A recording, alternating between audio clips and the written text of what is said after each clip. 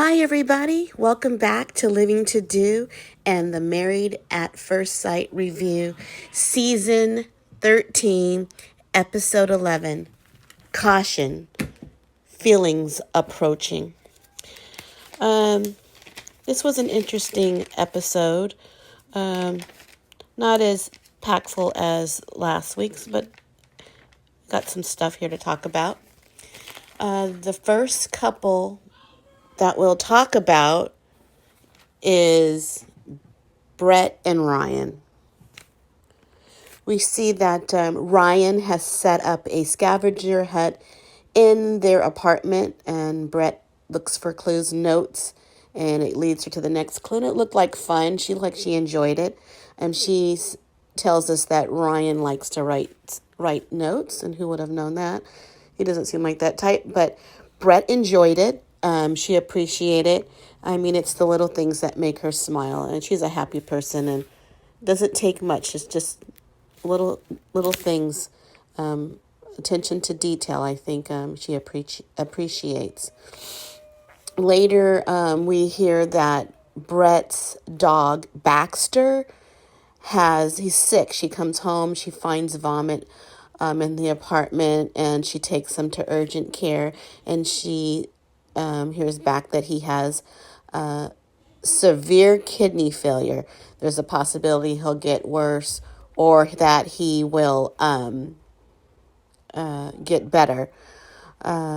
She's trying to stay positive, and she's that way. I know she loves that dog, the way she holds that dog. So she is waiting for word, and later we hear Brett had to put Baxter down, and I know that's tough. When you're a pet owner and really connected to your pet, and she had to put it down on the same day that Ryan has planned a date for her. So odd that she was going to still make the date, even though she had gone through what she went through. And poor Baxter, he was just a little dog, but he seemed so full of life to be so sick so quickly. So Brett and Ryan go to their date, and it's at a movie theater. And we hear Ryan tell us that he really emphasizes with what Brett's going to. He's also a pet owner. And he thought, if it was him, he wouldn't have been able to make it out on date night. But she has pushed through. She's staying positive. She wanted to be there for him, and she made it. So they're in the movie theater. They have food in the movie theater. It's really nice, and a nice movie theater where you can kick back and have a table and eat your food. And Ryan has planned to watch their wedding video on the big screen. And I thought that was very sweet. I'm sure these are ideas that the producers give them. I don't know if he would have really thought of that on his own and what it would take to do that. And, can you really work with a movie theater to do something like that? But it was a great idea. I thought Brett looked so beautiful at her wedding. And the one thing that was sad is that what Ryan had to say afterwards. He said at the wedding he had these good feelings about her, but he has even less feelings for her now. And that is so sad. She's such a sweet girl. I just don't know what it is that is not making him connect with her. And I don't think she deserves that. But if he's not feeling it, there's nothing you can do to force it. He's going to roll with the punches, roll out, stay with the process to the end. But honestly, it looks like they won't make it. And he's still pushing through, and he is still, I think he's kind. He's aware of her feelings. And I think he's doing the best he can do in this position that he's in. And I'm just so sorry that he doesn't feel differently about her. That's just too bad.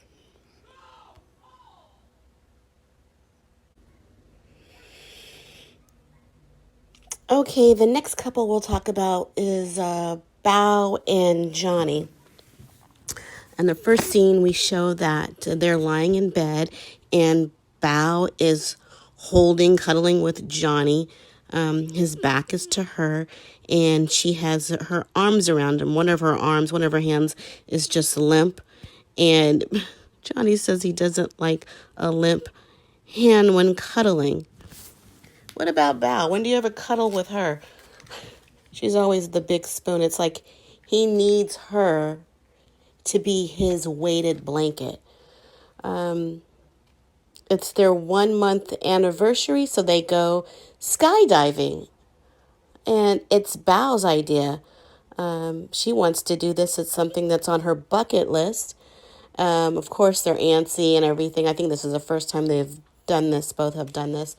And Bao says her family wouldn't approve. And yeah, my family wouldn't either. That's one thing. I used to be adventurous, and that's one thing I would never do.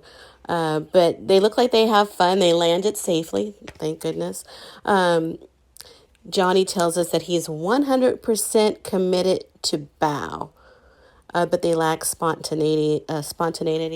She's not spontaneous. Or I think he needs to be a little bit more spontaneous too. He says there's no build up to sexual tension. However, Bao wants to be touched more.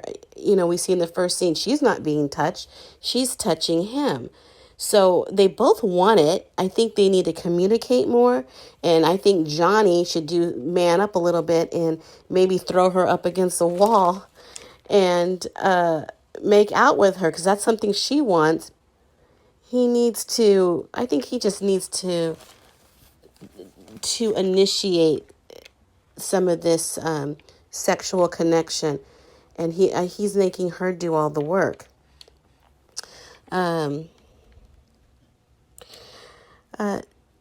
We also, one time they had a discussion which was interesting. Bao had a tough time at work, and she needed a hug, and she was afraid to ask for a hug from Johnny, her husband, because she felt that he would reject her. So what's going on that makes Bao feel that Johnny wouldn't give her a hug and she would feel rejected? I think that's all in Johnny's doing. He's projecting something to her that she can't be comforted by him, because he doesn't do it in the bed. He's not reaching out to her. So he just, I think he's kind of selfish, really. Johnny meets with his friend. I think her name was Kim. He goes to her house. She's laid up on the couch with an injury, but they're talking, and he tells her there's no flirtation in their marriage. And he's kind of complaining about different things about Bao. And his friend said that he needs to stop focusing on the negative things about the marriage, which is so true. This is an outsider looking in. You're telling her information, and she's telling you not to be so negative, not to be so nitpicky, which was good for him. Maybe he needs to hear that from somebody else. Bao, in turn, meets with her friend, Anne, and she's complaining that she's always the big spoon. She does like to cuddle. She likes to be touched, but Johnny's not doing the touching. He is not manning up. He's not initiating the sex. I think a woman would like that more. Apparently, Johnny wants someone to initiate it with him. Maybe they could take turns, something they could talk about. Because you both want the same thing. It's just you're not getting there. You have a different path in getting there. It's interesting because Bao mentioned, early on before they were married, that she didn't like PDA, but that's maybe in the public. But she does want to be touched. She's always saying it. She wants more of it. And he's just not doing it. So I'm wondering why he's not doing it. There's the sex to be had, and you can have it with her, but you're not initiating it. She's doing all the work. And I think she wants to feel wanted and desired too, that he needs to put forth some effort in this relationship and stop complaining about it. Do some of the work. I think Johnny has a lot to learn about himself.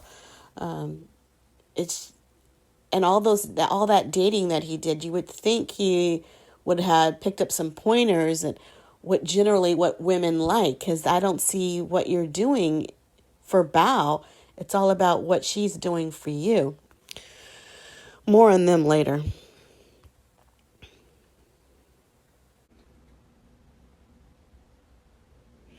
Okay, up next, Zach and MICHAELA.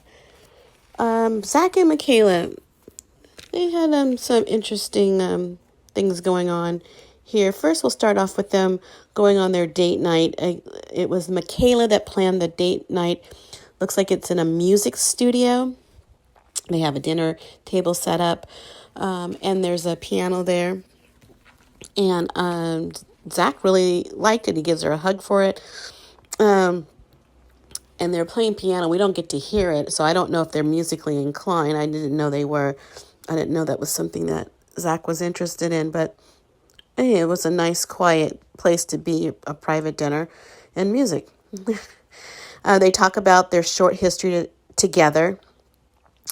They had their little ups and downs. They talk about what they learned from one another and so far in their journey. And MICHAELA says she needs to stop getting in her own way. And Zach chimes in sabotage, because that's what she does, it seems like. She has a good thing going, and I don't know why she cannot control herself to continue with the good vibes. It's with her blow up, or the main blow up. She says that there's no negative, I guess there's no negative energy, or she's trying to say, in their marriage. They're just experience some negative moments, but she doesn't feel like it's a negative thing to be married to him. And he seems to like her. He says he likes her. We have to see their attitudes towards one another. They look like they like one another again. They're getting back towards that relationship they had before, that very brief relationship that they had before. One thing that Zach doesn't like about MICHAELA is her loud music. But they both agree that they wouldn't have changed anything in this experience that they've had together, which is really weird. You would think you wouldn't want the blow up, but then again, maybe you learn about each other a little bit more deeper because of it. Zach gives her a bracelet, a really nice bracelet. I really liked it a lot. And it had their wedding date on it. And he takes her to a hotel because their honeymoon was cut short because he was sick. So they go to a hotel, and when they get into the room, they have the bed, has a bunch of roses on it, and it has a Z for Zach and a heart and an M for MICHAELA and a bunch of roses. And that was very sweet. I'm sure it was a nicer place than they had in the Key West anyway. Very, very thoughtful. Later, we'll talk about them going to salsa with Gil and MYRLA.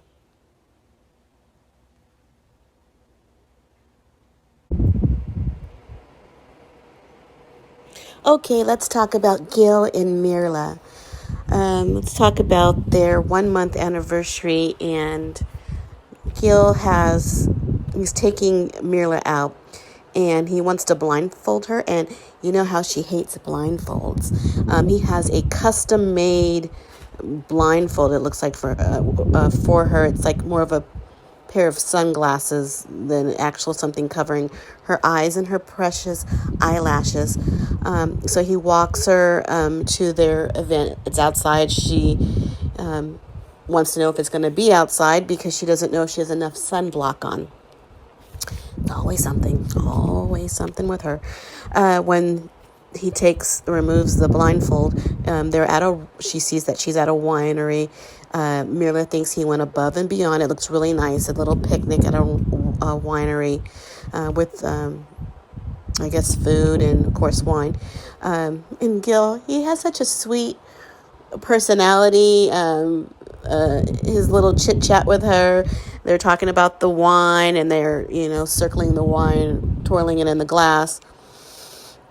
And they have to let it breathe.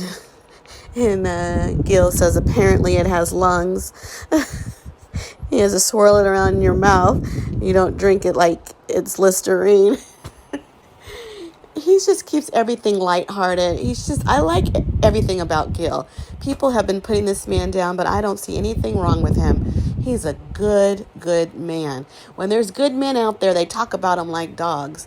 I don't understand that. Do you want a man like the rapper Future, or you want a man like Gil? He's attentive, he's loving, he's good. They talk about their relationship, and Gil, and he's honest. He tells MYRLA that she's closed-minded. She is, and she throws tantrums, and she wants things her way. But he says he chooses to be with her. Even all through that, he can see something good in you, and he's willing to stay with you. Oh, an excellent man. MYRLA says she's been comfortable with Gil. Gil feels like their relationship feels right and that they're coasting. And he's falling in love with her, that love feeling with her slowly. But he's approaching that. And I think MYRLA likes Gil. He's everything she wanted and more. She sees it too. He's a quality man, and she appreciates that. I don't know if she tells him that. I haven't really seen her tell him that, though I do see her always being affectionate. She said early on that it builds. She is affectionate, and she is. She's always touching him, always putting her head on his shoulder. He has his hand in her lap. So they're very affectionate with one another. With the hard-nosed person like MYRLA, I was surprised to see it. I know she said it in the beginning. I thought I would never see it, but she does feel something for him, and she is showing it with always putting her hands around him. So when it's MYRLA's time to do something nice for Gil on their 1-month anniversary, he comes to the house, and there's candles everywhere and rose petals everywhere. And he makes a comment that it's going to start a fire because, he's a fireman. And they sit in their bed and they look at the wedding vows that are in a frame that I guess the experts gave them, and they read them to each other. And they look at their wedding photo, their book, their wedding pictures, and they both love them. They both think, of course, Gil has a positive attitude and he likes it. MYRLA, she's liking it too at first. She does have a picture that she doesn't like. She says she looks like it appears that she has a double chin in one of the pictures. She's even nitpicking at herself. But they really seem to enjoy that. Gil has gifts for her, and he has a T-shirt, and her T-shirt says, "I am everything." I'm sure she loved that. She's over the moon with that. And then Gil has a T-shirt too, and it says, "I have everything I need," which means her. She's the everything. As long as you just put her on a pedestal. I mean, she's just lifted with all his loving comments about her. But she's happy.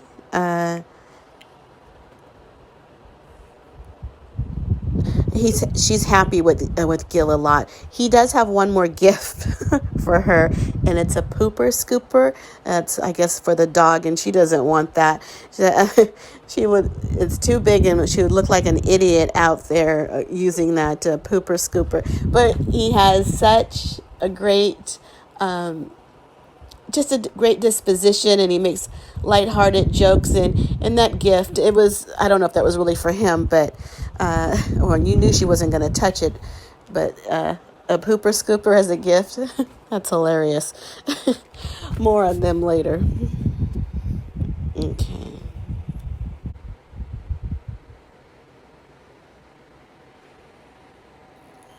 Salsa. Two of the couples go out salsa dancing. The two couples were Gil and MYRLA and Zach and MICHAELA. And the girls have on their nice little dresses to dance in. And so they have a couples lesson with a teacher named Michael. And MYRLA, she says she has a rhythm. I guess she feels she's going to do a great job. And MICHAELA, I guess, doesn't feel that she will do a good job. And we see her doing the moves a little bit. You kind of just first practice the steps on your own or across from your partner. You're not really touching them. You're just going about each step to get in rhythm with it. And then you start dancing. Well, it appears that MICHAELA didn't feel comfortable because she stops. Zach keeps going with the teacher, the male teacher, to learn the steps. And Gil and MYRLA, they're continuing doing the salsa. And both Gil and MYRLA are of Latin descent, and salsa is a big dance in that culture. So it's not surprising that they could do the steps and then were comfortable in doing it.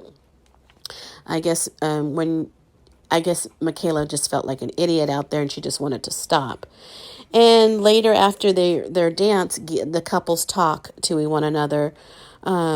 Gil says that if MYRLA, if someone treated him the way MICHAELA treated him, if MYRLA, I guess in particular, treated him by not dancing and stopping the lesson, he would feel like he wasn't wanted because MICHAELA never did dance with Zach. She never made that effort to do that, and she sat it out because she just didn't want to do it anymore. And maybe she should have tried dancing with her husband.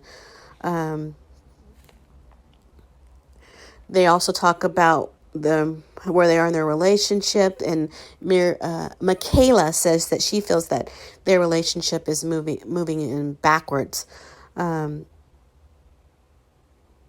And I think what's hurting her is in the last episode, Zach mentioned and said to her that he didn't see a future with her. And I think it's stuck with her. It's staying with her, that she wants to feel wanted. And him saying that made her feel like she wasn't wanted. And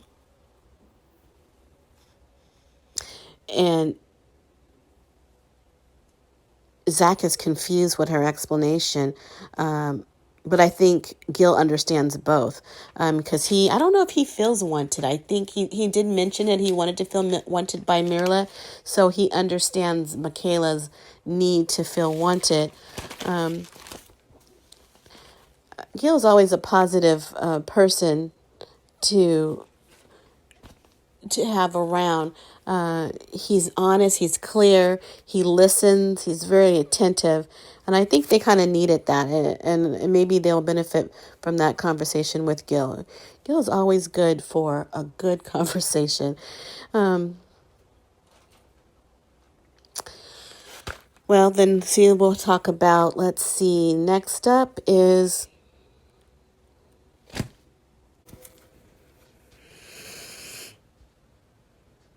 Rachel and Jose. Okay, so Rachel and Jose meet up after their big blowout last episode. They're sitting down at a picnic table, outside somewhere, and they're talking. And Rachel is upset. She is, she's not getting an apology like she deserves. Jose has the audacity to mention that locking her out wasn't intentional. It was every bit of intention on his part. So that's a lie, Jose. I hope she recognizes that and sees that as a lie. He's still talking to her, not giving her a sincere apology. she feels like she has done everything right, and you can see the tears in her eyes. And Jose is upset, but basically it was you that did this. Your personality trait or whatever you got going on that would make you lock her out of her house. But he thinks that this can be fixed. During the conversation, he does mention something like an apology, sorry, and it wasn't really directed at her. I don't even think he was looking at her when he said it. He's kind of looking down, but she accepts it as an apology, and I think she gave in to him too soon, giving him a second chance. After the conversation, she's smiling. She looks like she wants to go forward with this. But I think she needed to make him work a little harder for a reconciliation. It was his actions that caused this rift in their marriage, in their relationship. And honestly, I think she's just given up way too soon. And I hope it doesn't happen again like this. It seems like she wasn't staying in the house during this time. So they're going to, I guess, like start again. And I thought to myself, I don't think I could have done that. This man is way too evil to stay with. Who knows what he can do next when there are no cameras rolling. There's no proof of his actions next time. Later, they see them. They're back in their apartment. She's sitting up in bed. And he talks to her, telling her that he realizes that he's not a good communicator. He does promise to do better. One of the things he promises to do is to check on his wife 3 times a day. He said some other things. And in Rachel's eyes, she sees that as effort. And that she can get past the issues that they had. That is, to me, you would need to have some therapy, and there need to be some consistent behavior that has been corrected, and that would take time. I know they are on a fast pace, but it's hard to get over being locked out of your own home. That would take a lot of time. But she thinks there's going to be actions behind their conversation. I guess that remains to be seen. At times, he sometimes looks hurt, and sometimes he looks remorseful on what he did. And when talking to her, he had these cards written out in his handwriting saying what he was going to change. He says he's in it for the long haul. And I just think Rachel's giving in too easy. They have a small little clip where they show Jose braiding Rachel's hair, which was cute, I have to say. And I guess he's using the technique of eggs over easy to remind him how to braid her hair. And that was cute. Jose does plan their 1-month anniversary, a picnic at a baseball field, because I guess that's listening a little bit better, because he remembers that she liked baseball and that she went to the World Series by herself. You must enjoy it a lot to attend an event like that all by yourself, but I guess she wanted to go, had no one to go with, and she wasn't going to let that moment slip her by, which is great. I think he should have done the baseball field picnic maybe at night, because her wedding video could have been on the Jumbotron, and that would have been cute. She really would have liked that. She's the type of girl that would like to be proposed to on the Jumbotron that you see sometimes in games. She says she's happy after a month of marriage, which is amazing. I mean, at first it was so good, but then it went so sour. I don't know if I would have been just a little not right back where I was with him. In fact, I know that it needs to take time to show that his behavior can change. That was way too much what he put her through. He also mentions, that the joint account situation again. And he says something about having separate accounts, but he says it like it was his original idea. And again, maybe you're not listening because Rachel said that first. So he got a little work to do on himself. But so far, so good. They're going back on track where their relationship was at the beginning. And they're all smiles right now.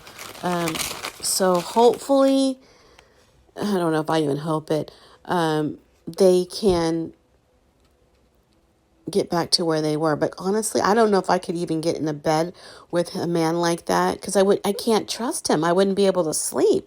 You always got to keep one eye open because you don't know what's up of what's going to happen in there. But hopefully that will never happen again. And hopefully it'll be smooth sailing from here on in.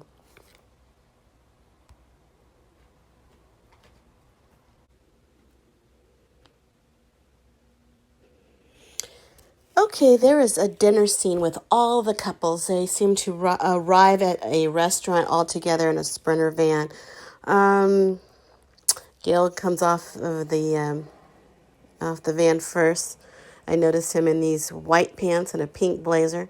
This white pants are a little too tight. I think Gil needs to get his pants custom made. He asked the question, Gil does, at dinner to all the couples, if they're falling in love or like. Zach and MICHAELA answer first. They both seem like they're falling in love, they say. I hope their judgment is not clouded. I failed to mention that on their date in the hotel, they're in bed, they're going to go to sleep, they say, and then 2 hours later, they're outside eating, so I guess they did something to work up an appetite. And I just don't want that moment to cloud their judgment, because that's not really love. They really need to take time to learn one another and see if they can stay in love. But so far, so good with them. They're having a pleasant time at dinner. They look like a cozy couple there. Rachel and Jose, they're back in love. They do mention, Rachel mentions, there's slight setbacks, but, Jose gives her a kiss. Everything seems okay with them. Ryan said he will go next, and he says he respects and cares about Brett, and he does. He really cares about her feelings. He says, something about being in limbo, and they had ups and downs, and I don't understand what he meant about ups and downs. It just seems like it's stale, and then it goes down, their relationship. I don't understand the ups and downs that he's referring to. I wish he would point out what has been up with them. One thing he is up is that he did have feelings for her right at the wedding ceremony, and they went down. So, I don't know. But he does like her. He doesn't really want to say too much at the table. And, of course, that hurts Brett when everybody else can convey their feelings about their partner. Her partner can't, because, he's doing that because it's not, I'm sure, a positive thing. And because he cares, he would not embarrass her in front of everybody at the table like that. So I'm thankful for that. He really cares for her feelings. Brett shares that it's a struggle, but her heart is open for him in hopes that maybe he can start having feelings for her. And she thanks everybody for reaching out to her when she lost her dog, and that was really thoughtful. It's just she's a tender girl. I mean, I wish he could just wrap his arms around her and just hold her. Maybe that would help. And first of all, she needs it. He understands she lost her dog. She's in a relationship kind of on by herself. But I really feel for Brett. Good person deserves better. Gil says he's in 100% like with his wife, and he feels himself falling in love, that she's a unique princess, and MYRLA, she loves Gil. She chooses to love him. She feels special, like a princess, which is wonderful. What a woman should feel like. And Bao says she's growing in like. She indicates that she's trying really hard. She's listing all the things that she does for her husband: cooking, gourmet cooking, baking. And as she's saying this, Johnny just looks very disturbed, mad, angry. He wants her to stop lying. She doesn't do this cooking that she says she's doing. And what is interesting is Johnny is ripping up roses, the rose petals that are on the table. He's ripping them up. He ripped up a plate of roses. Bao, as he's doing that, Bao is talking about how she is initiating a sex with her husband. She's the one pursuing her husband. I don't know if that should have been said at the table. At one point, Zach says, more wine. I think he's trying to break that up, that uncomfortableness of what Bao has to say. Johnny is very upset. He leaves the table and he goes outside. He says he has to go to the restroom. Gil goes, you got to keep going to the restroom. I didn't see him go but once, but he didn't even go to the restroom. We find him outside. And who comes to see about him? Jose. And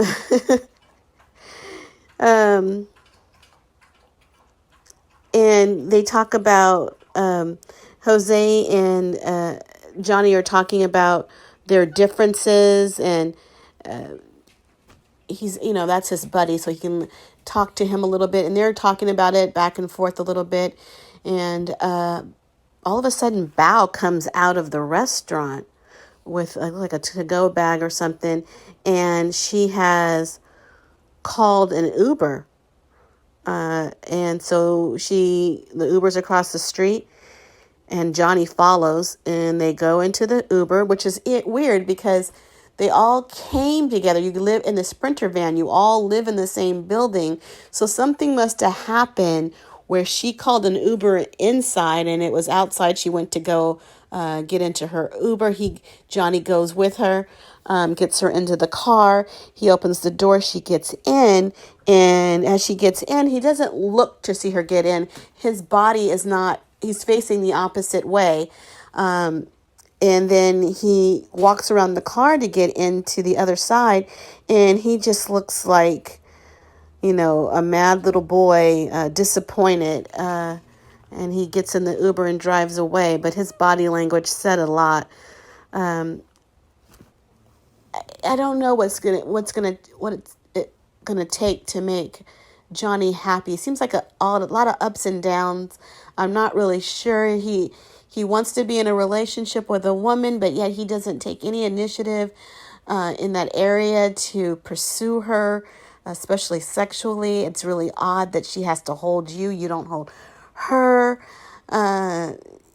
All the complaining about her. I don't know if she's really didn't do all the cooking that she said she did, if that was a real big thing for him, the lying, because that would bother me. If you're out in public and you're saying all this and it's a lie and he has to sit there and back that up, I know what that feels like, and that in itself would annoy me to no end. But there's a lot of little nitpicking that he does with her. I think he should go home and initiate some type of sexual act with his wife. That's what he wants to do. He wants that, but I don't think he wants to initiate it. I don't know if he's afraid. Maybe he's afraid of rejection. Something there. They need to talk to Dr. Viviana, I think, in detail, since she's the sex expert, to find out what's missing there. You both want it, but you're not getting there the same way. I think Bao is doing things she wouldn't normally do to get there, and he's not doing anything, and I guess it's not enough what she's doing for him to get there. He needs to put forth some effort. That's all I know. Okay, so that's all about these, all of the review for this episode. Hopefully things will pick up a little bit more next week. But until then, if you guys would please subscribe to this channel, I would appreciate it. Like, perhaps share the video with your friends. I would really appreciate it. Until next time, I'll see you later. I got to get going because, I got living to do. Thank you so much. Bye-bye. I didn't like that at all.